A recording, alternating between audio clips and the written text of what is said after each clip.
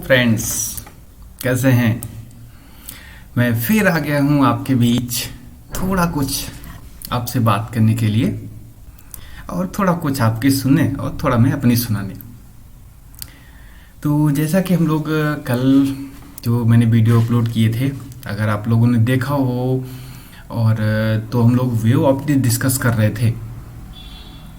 तो आप लोग क्योंकि एग्ज़ाम भी आने वाले हैं तो अपने प्रिपरेशन कंटिन्यू रखिए और जो भी डाउट हो बिना कोई हेजिटेशन पूछिए, क्योंकि मैं इसीलिए इसी प्लेटफॉर्म पे आया हूँ जहाँ पर आप लोग मेरे से कनेक्ट हो सकते हैं। ठीक है, तो आज जो हम लोग टॉपिक पढ़ेंगे फुल टॉपिक होगा आज का। थोड़ा लंबी वीडियो भले ही चली जाए लेकिन फुल टॉपिक होगा। तो आज जो हम लोग का टॉपिक होगा वो होगा भैया इंटरफेरेंस।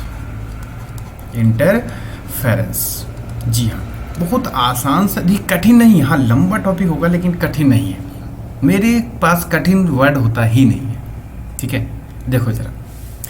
तो सबसे पहले इस इंटरफेरेंस को एक्सप्लेन करने के लिए हमको दो वर्ड यहाँ पे पढ़ने पड़ते हैं।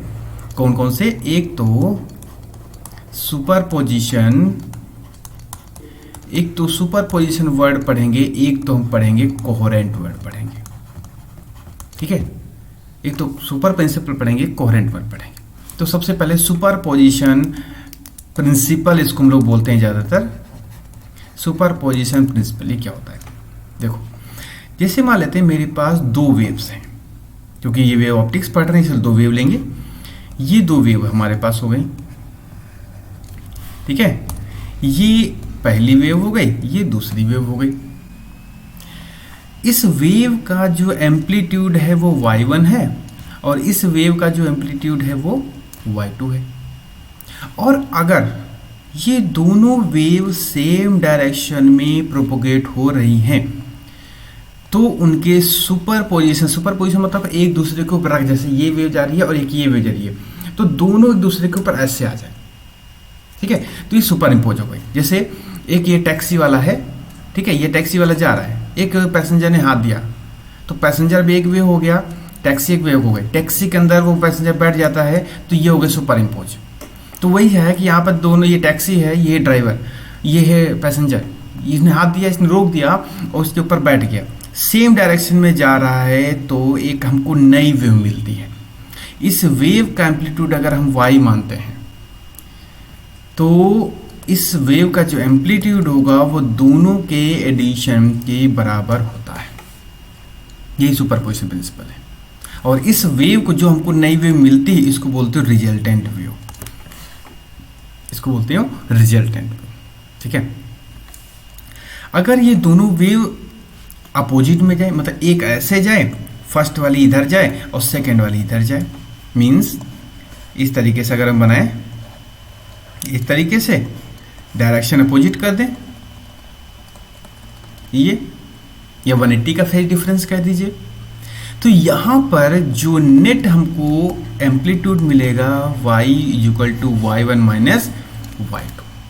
तो यहाँ पर बस आपको ध्यान देना है, अगर दोनों सेम डायरेक्शन में जा रही हैं दोनों के एम्पलीट्यूड प्लस हो जाएंगे और अगर दोनों अपोजिट में हैं तो माइनस हो जाएंगे। इसी को सुपरपोजिशन प्रिंसिपल बोलते हो।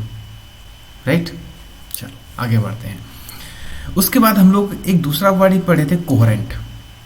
अब देखना जरा, इसको हम लोग ज़्यादातर पढ़ते हैं कोहेरेंट वेव्स की फॉर्म में। अब यहाँ पर मैं इसको 3 फिगर बनाऊंगा।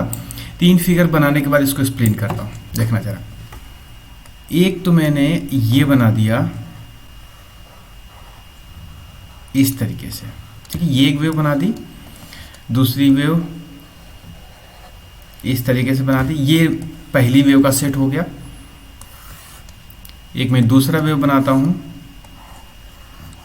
इस तरीके से और इसी को दूसरी वेव बनाता हूं इस तरीके से। ये हो गया दूसरी वेव का सेट। और यहाँ पर मैं एक तीसरी, इसको मैं सेपरेट कर देता हूँ इतने को, ये। तो यहाँ पर इस तरीके से एक वेव बनी और एक मैंने बना दी ये इस तरीके से। ये हो गया तीसरा सेट। अब कोहेरेंट वेव देखते हैं।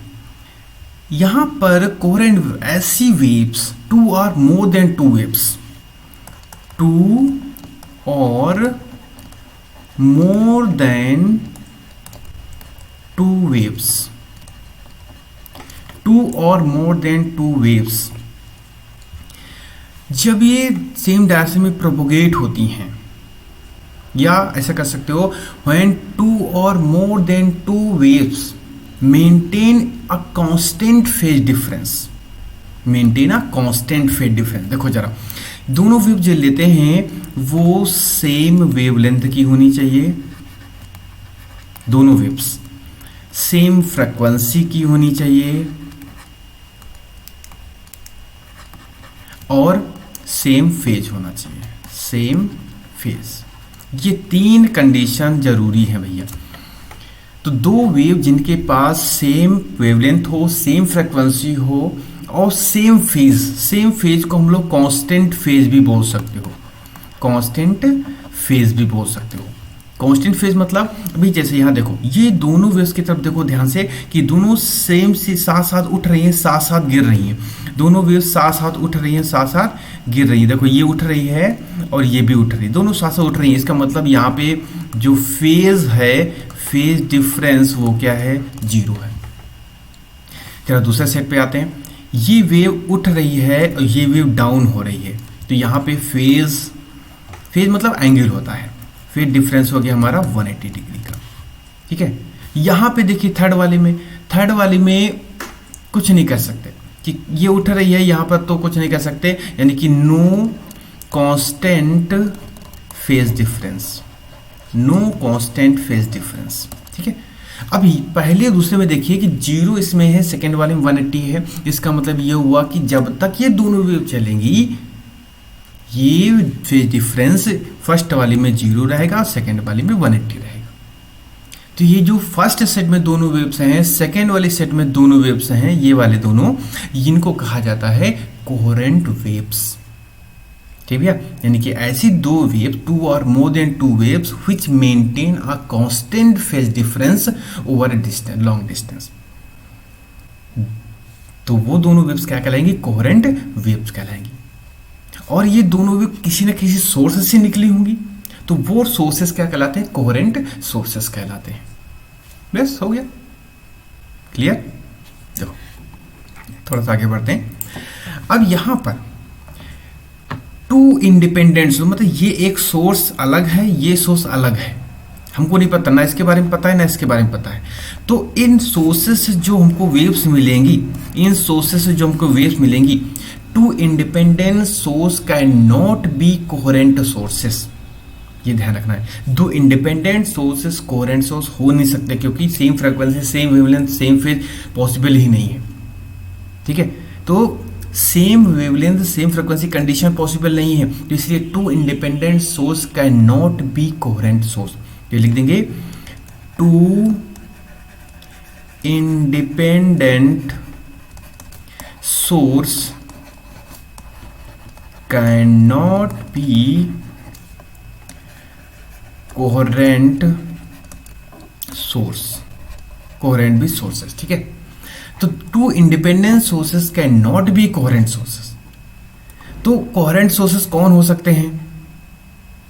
ठीक है, देखो जरा, तो अगर मैं इस सोर्स को ध्यान से देखना जरा, मैं अगर इस सोर्स को एनी हाउ किसी भी तरीके से टू सोर्सेस में कन्वर्ट कर दूं, मतलब सोर्स मेरा एक ही हो, उसको मैंने दो सोर्सेस में कन्वर्ट कर दिया, तो ये दोनों जो सोर्सेस होंगे ये भैया आपके कोहेरेंट सोर्सेस की तरीके से बिहेव करते हैं। ये दोनों आपके कोहेरेंट सोर्सेस होंगे। ठीक है, और ये दोनों रिफ्रैक्शन या रिफ्लेक्शन प्रोसेस की हेल्प से हम इनको दोनों को अलग अलग कर लेते हैं। तो जब हम एक सोर्स को दो सोर्स में डिवाइड कर देते हैं, जैसे मान लेते हैं ये मेरा एक है और इसको मैंने दो पार्ट में डिवाइड कर दिया, तब जाके ये कोहेरेंट सोर्स बनेगा। Two independent source can never be coherent source. ठीक है, अब देखो आगे बढ़ते हैं। अब आते हैं अपने मेन असली टॉपिक पर, जो हम लोग को डिस्कस करना है, वो है इंटरफेरेंस। इंटरफेरेंस अब देखना जरा, इसको कैसे बोलते हो? जब व्हेन टू और more than to coherent waves, यानी कि दो या दो से ज्यादा कोहेरेंट वेव्स होनी चाहिए, कोहेरेंट वेव, ये दोनों कैसी हैं? ये हैं भैया आपकी कोहेरेंट वेव्स। ये दोनों आपकी कोहेरेंट वेव्स हैं, ये दोनों कोहेरेंट वेव्स हैं, ये भी। जब दोनों ये प्रोपोगेट होती हैं सेम डायरेक्शन में तो उनके सुपरपोजिशन से एक नई वेव मिलती है। After superposition we get a new wave. तो इस वेव को रिजल्टेंट वेव बोलते हो, भी मैंने बताया था। तो इस वेव के कुछ पॉइंट पे इंटेंसिटी मैक्सिमम मिलती है, कुछ पॉइंट पे इंटेंसिटी मिनिमम मिलती है।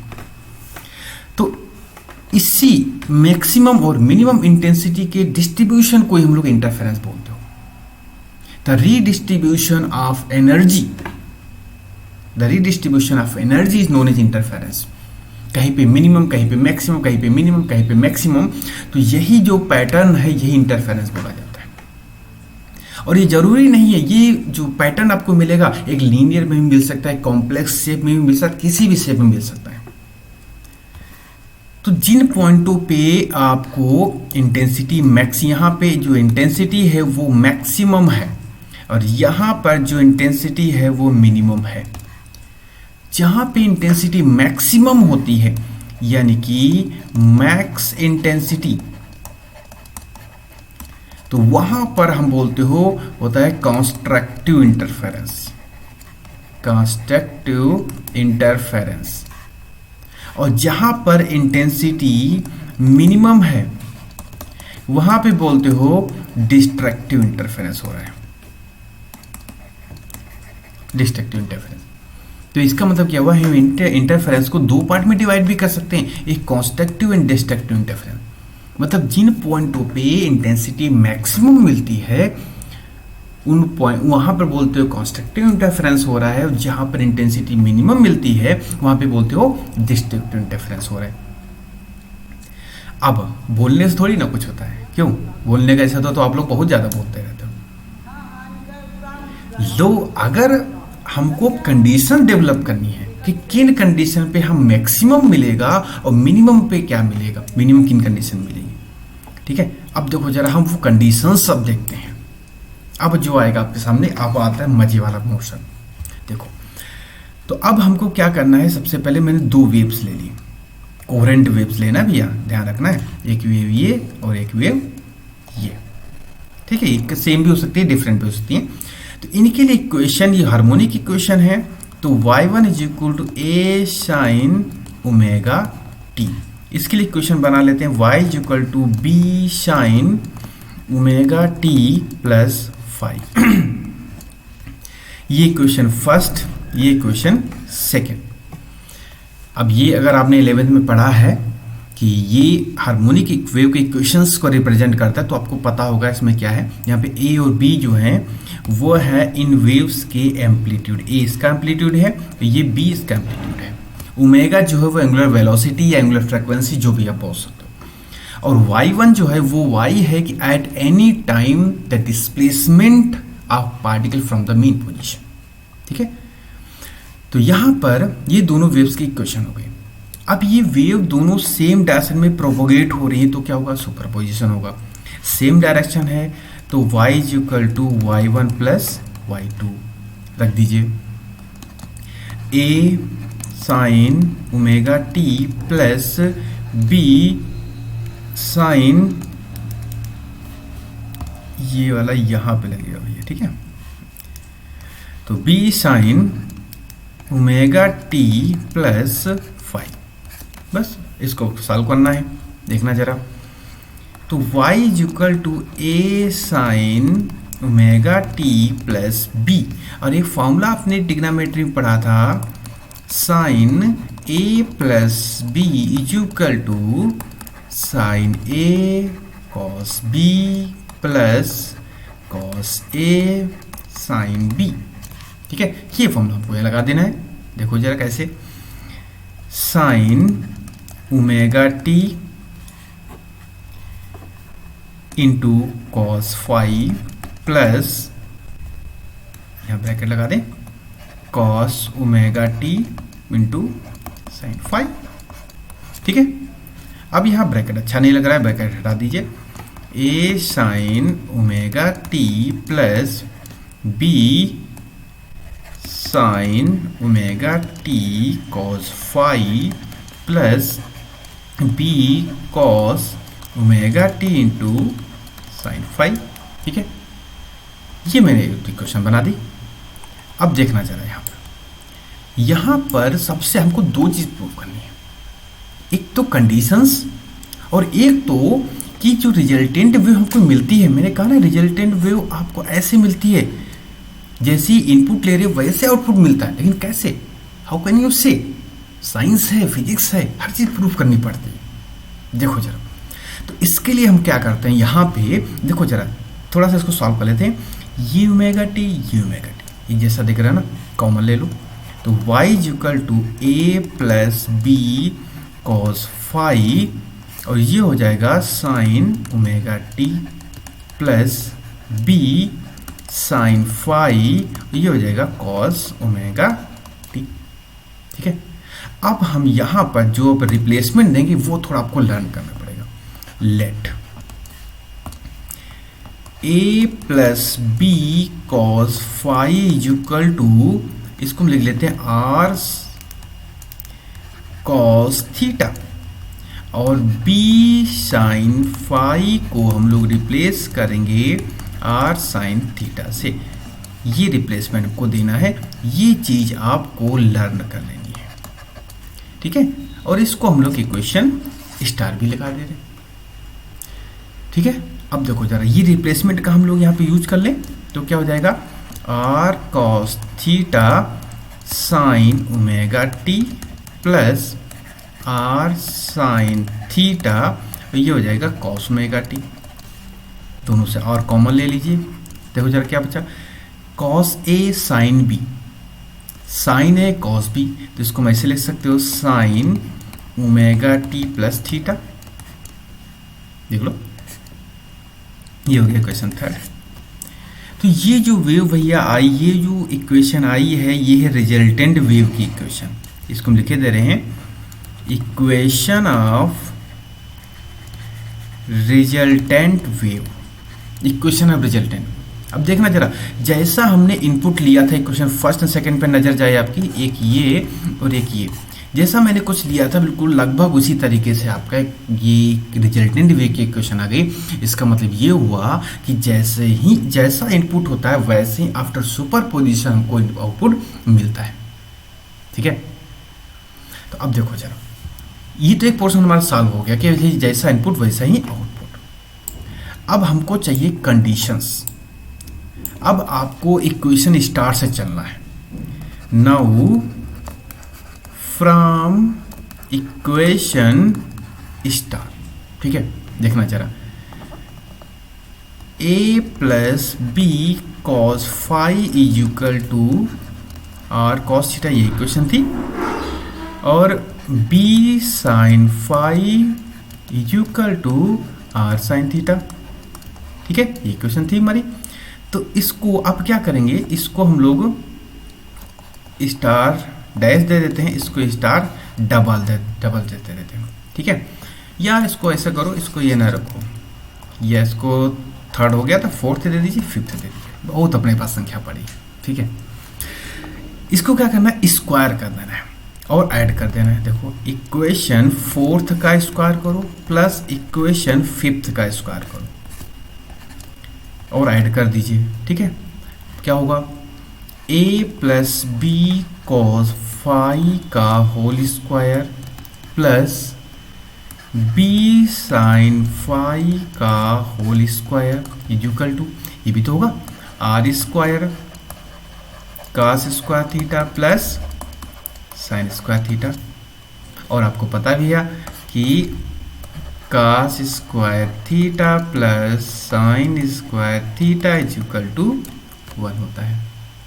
ठीक, तो अब हम क्या करेंगे, यहाँ पे वैल्यू पुट कर दीजिए, तो R square is equal to, इसको ओपन कर दीजिए, A square plus B square cos square phi plus 2ab cos phi plus B square sine square phi.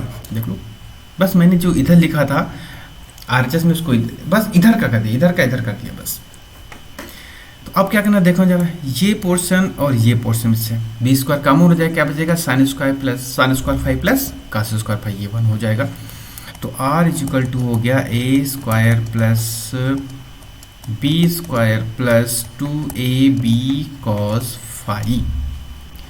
तो ये आ गया हमारा, ये R स्क्वायर है, तो R equal to under root A square plus B square plus 2ab cos phi. ये आपका resultant wave के एम्पलीट्यूड का फॉर्मूला आ गया, क्योंकि जो R है भैया वो रिजल्टेंट वेव की एम्पलीट्यूड का है, R है। तो यहाँ पर ये हो गया कि रिजल्टेंट वेव के एम्पलीट्यूड का फॉर्मूला, ठीक है, रिजल्टेंट वेव एम्पलीट्यूड हो गया यहाँ पे। अब यहाँ पर हमको पता है as we know that intensity is directly proportional amplitude का स्क्वायर। ये भैया बहुत इंपॉर्टेंट एक कंडीशन है जो आपको माइंड में रखनी है। तो हम जरा जो इक्वेशन अभी मैंने ये बनाई थी ये वाली, इसी को क्या हम ऐसे फिर से ऊपर स्क्वायर हटा, वो अंडर रूट हटा दीजिए, A square plus B square plus 2ab cos phi. देखना जरा, जो R है वो रिजल्टेंट, ये जो R है ये रिजल्टेंट वेव की इंटेंसिटी एम्पलीट्यूड, ये फर्स्ट वेव का एम्पलीट्यूड, ये है सेकेंड वेव का एम्पलीट्यूड, ठीक है। तो देखना जरा, अगर रिजल्टेंट वेव, देखना जरा आप इसको फिगर से एक बना दें, ये है हमारी रिजल्टेंट वेव, ये है रिजल्टेंट वेव जिसका एम्पलीट्यूड है R। ये है हमारी फर्स्ट वेव जिसका एम्पलीट्यूड है A, ये है सेकेंड वेव जिसका एम्पलीट्यूड है B। इसका इंटेंसिटी अगर हम I माने, इसकी I1 इंटेंसिटी मान लें, इसकी I2 मान लें, तो यहाँ पे हो जाएगा आपका I equal to I1 plus I2 plus 2 under root I1 I2 cos phi. ठीक, देख लो पहले भाई, ये इसी वाले फॉर्मूले से लिखा, intensity directly proportional to the amplitude का स्क्वायर। तो अब क्या करना, ये जो हमारे पास फॉर्मूला है भैया, ये आ गया कि रिजल्टेंट वेव की इंटेंसिटी का फार्मूला, ठीक है। क्योंकि अभी मैंने शुरू में कहा था कि कहीं पे इंटेंसिटी मैक्सिमम कहीं पे मिनिमम, तो रिजल्टेंट इंटेंसिटी कहाँ मैक्सिमम कहाँ मिनिमम है, ये हम इस फॉर्मूले की हेल्प से बता पाएंगे। तो अब देखो जरा ध्यान से कि यहाँ पर जो आपके पास टर्म आए हैं, I equal to I1 plus I2 plus 2 under root I1 I2 cos phi, 3 term है, एक ये वाला टर्म है, एक ये टर्म है, एक ये इतना बड़ा सा टर्म है। तो इन तीनों टर्म में कौन सा ऐसा टर्म है जो वेरी कर सकता है, किसकी वजह से इंटरफेरेंस पैटर्न या इंटेंसिटी वेरी कर रही होगी। तो देख रहे हो cos फाई, यहाँ पे cos फाई की वैल्यू -1 से +1 तक जाती है। तो इसलिए ये जो पोर्शन है, यही पोर्शन भैया इंटरफेरेंस को, पैटर्न को डेवलप करने के लिए रिस्पॉन्सिबल होता है। तो इसलिए इस टर्म को ही बोलते हो 2 under root I1 I2 into cos phi, इस टर्म को ही बोलते हो इंटरफेरेंस टर्म। इस टर्म को हम लोग बोलते हो इंटरफेरेंस टर्म, क्योंकि इसी टर्म की वजह से ही आपका पूरा इंटरफेरेंस मिलता है, कम ज़्यादा, ठीक। तो ये हो गया, इसको हो गया रिजल्टेंट वेव की इंटेंसिटी हो गई। अब यहाँ पर हम मैक्सिमम मिनिमम केस निकाल लेते हैं। मैक्सिमम मिनिमम देखना चाहिए, रिजल्टेंट वेव की इंटेंसिटी आपके सामने है। अब हम मैक्सिमा केस ले रहे हैं कि हमको मैक्सिमा, कभी देखिए मैक्सिमम इंटेंसिटी बोल सकते हैं, कभी मैक्सिमा बोल सकते हो, कभी कंस्ट्रक्टिव इंटरफेरेंस बोल सकते हो, जैसा मनो वैसा बोलिए, फिर ये सबको अलाउ करती है। अब हमको मैक्सिमम की कंडीशन निकालनी है। देखना जरा, ये जो इक्वेशन है ये वाली, ये इक्वेशन मैक्सिमम कब होगी? जब cos फाई की वैल्यू 1 होगी। ठीक है, ये मैक्सिमम वैल्यू होती है, इसका मतलब फाई की वैल्यू 0 पे 1 होगी, पाई पे 1 होगी, सॉरी 2 पाई पे 1 होगी, 4 पाई पे 1 होगी, 6 पाई पे 1 होगी एंड सो ऑन। क्योंकि 1 पे ही इस जो ये जो इक्वेशन थी i equal to I one plus I two plus two under root I one I two cos phi, इसमें जब फाइव की वैल्यू मैक्सिमम होगी तभी इस इक्वेशन की वैल्यू मैक्सिमम होगी। ठीक है, तो यहां पर हम इसको ऐसे भी तो लिख सकते हो 2n पाई, 2n पाई, यानी कि phi is equal to 2n pi, जहां पे n क्या है 0 1 2 3 4 एंड सो।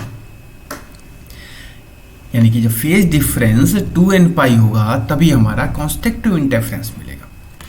लेकिन ये तो जो हमने बात बताई वो बताई फेज डिफरेंस के टर्म में, लेकिन अगर हमको पाथ डिफरेंस के टर्म में बताना हो तो भैया एक आपको रिलेशन याद रखना है कि path difference is equal to lambda upon 2 pi into phase difference. ये इंपॉर्टेंट भैया फॉर्मूला मैंने आपको बता दिया। अब हम इसकी हेल्प से देखना जरा, पाथ डिफरेंस मान लेते हैं, हम x मान लेते हैं पाथ डिफरेंस, तो लेमडा अपॉन 2 पाई, फेज डिफरेंस कितना है 2n पाई, 2n पाई, 2n से 2n कैंसिल आउट, तो x इज इक्वल टू, एक मिनट थोड़ा गलत कट गया, सही से लिख लेते हैं, x is equal to lambda upon 2 pi और फेज डिफरेंस है 2n पाई, 2 से 2 पाई से पाई, तो x is equal to n lambda, ये आएगा। ठीक, यहाँ पे जो n होगा वही क्या होगा 0 1 2 3 4 एंड सो ऑन। क्लियर? तो इसको हम लोग ऐसे भी अभी आगे पढ़ेंगे, x is equal to 2n lambda by 2। ये क्यों लिखा, ये आपको जब कॉन्स्ट्रक्टिव वाला बताएंगे तब समझ में, डिस्ट्रक्टिव वाला बताएंगे तब समझ में आएगा। तो यहाँ पे वैसे बोल सकते हो कि जब पाथ डिफरेंस लेमडा बाई 2 का इवन मल्टीपल हो, जो देखो जरा यहाँ पे जो मैंने 2n लिखा है वो क्या इवन है, तो यहाँ पे ऐसा बोला जाता है कि जब पाथ डिफरेंस लेमडा बाई 2 का इवन मल्टीपल हो तो वहाँ पर आपको कॉन्स्ट्रक्टिव इंटरफेरेंस मिलेगा। राइट, इतना क्लियर हो गया आपको। अब आगे बढ़ते हैं डिस्ट्रक्टिव वाले पे। देखो भाई, अब हम लोग आते हैं मतलब मिनिमम इंटेंसिटी पे। मैक्सिमम की कंडीशन तो पढ़ ली, मिनिमम कब होगी जब cos फाई की वैल्यू माइनस में होगी, क्योंकि प्लस पे तो मैक्सिमम पहुंच गई, अब मिनिमम माइनस में होनी चाहिए। इसका मतलब ये है फाई की वैल्यू माइनस होती है पाई पे, 3 पाई हो जाएगा, 5 पाई हो जाएगा, 7 पाई हो जाएगा एंड सो ऑन। इसको हम ऐसे भी लिख सकते हो phi is equal to 2n minus 1 into pi. यहाँ पे n क्या है आपका 1 2 3 4 एंड सो ऑन। तो यहाँ पर ये हो गया ऑड मल्टीपल, कि जब फेज डिफरेंस ऑड मल्टीपल होगा पाई का तभी हमारा डिस्ट्रक्टिव इंटरफेरेंस था। जब इवन मल्टीपल था तब तो कॉन्स्ट्रक्टिव मिल रहा था, जब ऑड आया तो डिस्ट्रक्टिव मिल गया। तो ये तो हो गया फेज डिफरेंस के टर्म में, ये हो गया फेज डिफरेंस। अगर हमको पाथ डिफरेंस चाहिए तो पाथ डिफरेंस का क्या होगा lambda upon 2 pi into 2n minus 1 और पाई से पाई कैंसिल आउट, तो ये हो जाएगा 2n माइनस 1 लेमडा बाई 2। तो यहाँ पर x इज इक्वल टू आ गया 2n माइनस 1 लेमडा बाई 2। इसका मतलब ये हुआ कि जब पाथ डिफरेंस लेमडा बाई 2 का ऑड मल्टीपल हो, ये ऑड भैया लिखा हुआ है, ये ऑड है, ऑड मल्टीपल हो तभी हमको डिस्ट्रक्टिव इंटरफेरेंस मिलता है।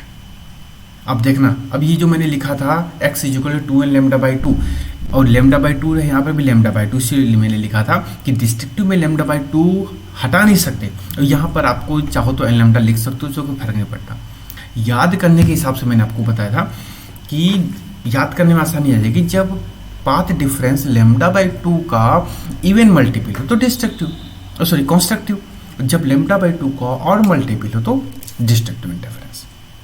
यानी कि लेमडा बाई 2 का जब इवन तो मैक्सिमम, जब ऑड तो मिनिमम, इसलिए मैंने लेमडा बाई 2 रखा।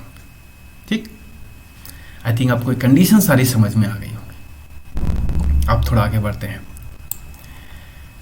अब उसके बाद एक कंडीशंस आ जाती हैं, स्पेशल कंडीशन ये मैं केस पढ़ लेता हूँ, ठीक है। जैसे अभी आपने कहा I is equal to I1 plus I2 plus 2 under root I1 I2 cos 5, ठीक है। अब यहाँ पर अगर ये तो I1 क्या था, फर्स्ट वेव की I1 जो था फर्स्ट वेव की इंटेंसिटी थी, I2 क्या था, I2 हमारा था सेकेंड वेव की इंटेंसिटी। तो अगर यहाँ पे ये कह दे कि दोनों सेम इंटेंसिटी की दो वेव्स हैं, दोनों वेव सेम इंटेंसिटी की, मतलब I1 is equal to I2 I0 और I2 इज इक्वल टू भी I0, तब ये फॉर्मूला क्या बन जाएगा। ये केस पूछ लेते हैं भैया कि सेम इंटेंसिटी की दो वेव हैं और सुपर इम्पोज हो रही है, तो बताओ रिजल्टेंट वेव की इंटेंसिटी कितनी आएगी, देखना जरा। तो I is equal to I0 plus I0 plus 2 under root I0 into cos 5, तो ये हो जाएगा I is equal to 2I0 plus 2I0 into cos 5, under root लगाए, ठीक है। तो I is equal to 2I0 common हो जाएगा, हो जाएगा 1 प्लस cos 5। अब फिर यहाँ पे ट्रिग्नोमेट्रिकल यूज होगा, आपको पता होगा cos 2 थीटा के 3 फॉर्मूले होते हैं, एक cos square theta minus sign square theta, एक होता है cos 2 थीटा का फॉर्मूला होता है 2 cos स्क्वायर थीटा माइनस 1, एक फॉर्मूला होता है 1 माइनस 2 साइन स्क्वायर थीटा। अब जब cos 5 इसके साथ लगाया तो हमको इस 1 को काटना है, 1 को काटने के लिए हम ये सेकेंड वाली इक्वेशन यूज में ला सकते हैं क्योंकि इसमें -1 है। अब जरा क्वेश्चन ध्यान से देखो जरा कि यहाँ पर 2 थीटा है, यहाँ पे 2 थीटा है और यहाँ पे थीटा है, मतलब एंगल जस्ट हाफ हो जाते हैं। तो हमको यहाँ पे तो 5 है तो क्या हो जाएगा 5/2 रखना पड़ेगा, देखना जरा। तो I is equal to 2I0 1 plus 2 cos square 5/2 -1 ये सब कैंसिल आउट। क्यों? क्योंकि यहाँ पर देखो जरा, यहाँ पर 2 थीटा था तो यहाँ पे थीटा है, तो यहाँ पर 5 है तो यहाँ पे क्या हो जाएगा 5/2 हो जाएगा, ठीक, आधा रखना पड़ेगा। अब देखना जरा, तो यहाँ पे I is equal to 4I0 cos square 5/2। यही फार्मूला आपको डेरिवेशन करने के लिए पूछ देते हैं कि जब दो सेम इंटेंसिटी की वेव हैं तो वहाँ पर उनका रिजल्टेंट इंटेंसिटी का फॉर्मूला क्या आएगा। अब उसके बाद थोड़ा सा आगे बढ़ते हैं, लगभग थोड़ा बचा है। अब देखना चाहिए, अब नोट करके कुछ फॉर्मूले, जैसे मैं R is equal to under root A square plus B square plus 2AB cos 5 resultant amplitude का फॉर्मूला लिख दिया, और I is equal to I1 plus I2 plus 2 under root I1 I2 cos 5, ये रिजल्टेंट इंटेंसिटी का formula लिख दिया। देखना जरा, अब मैक्सिमम केस हमको लिखना है, निकाल तो लिया। मैक्सिमम केस कब मिलेगा, ये मैक्सिमम के लिए है ये, और आपका उसके बाद हम मिनिमम वाला निकालेंगे। पहले मैक्सिमम लिख लेते हैं, cos 5 की वैल्यू 1 होनी चाहिए, ठीक है। अब देखना जरा, तो R max is equal to हो जाएगा A plus B plus 2AB का अंडर रूट, तो ये हो जाएगा R max is equal to A plus B, ये बन गया। ये जो लिखा है A square plus B square plus 2AB A plus B का होल स्क्वायर, अंडर रूट लगाया तो हट जाएगा, तो ये आपका आ गया फार्मूला, ठीक। अब देखो जरा, यहाँ पर इंटेंसिटी क्या था, रिजल्टेंट इंटेंसिटी ये था एम्पलीट्यूड का स्क्वायर, एम्पलीट्यूड का स्क्वायर, तो I मैक्स क्या हो जाएगा A प्लस बी का होल स्क्वायर, ठीक है। देखो, क्योंकि R max A plus B है तो एम्पलीट्यूड का स्क्वायर A प्लस बी हो जाएगा। सिमिलरली लाइन तिरछी हो गई, इसको सीधी करें, देखना, सिमिलरली अगर हमको मिनिमम केस निकालना है तो क्या करना पड़ेगा, cos फाई को -1 रखना पड़ेगा बस।